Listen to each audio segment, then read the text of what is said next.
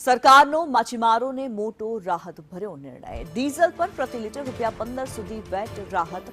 20 મીટરની બોટ લંબાઈની મર્યાદા દૂર કરવામાં આવી છે। ડીપ સી ફિશિંગ બોટોને યોજનાનો લાભ મળશે। તુલસી ગોહેલે સરકારના નિર્ણયને આવકાર્યો।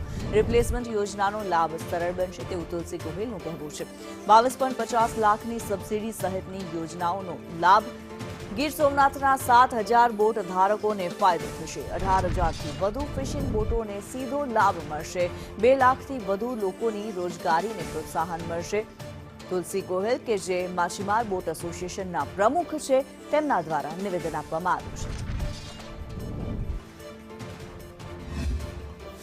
માછીમારોને સીધી જે અસર થશે એની વાત કરીએ તો આ જિલ્લામાં લગભગ 70 આસપાસ ડીપસી ફિશિંગ બોટ બનેલી છે જેના ડીઝલ પર રદ થઈ ગયા હતા અને એને બાકીની બધી સબસિડીઓ બંધ થઈ ગઈ હતી।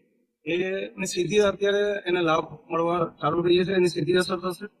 એના સિવાય બી આ જિલ્લામાં લગભગ 6,000 ફિશિંગ બોટો છે જે બોટોને રાજ્ય સરકારની સ્કીમ છે રિપ્લેસમેન્ટની।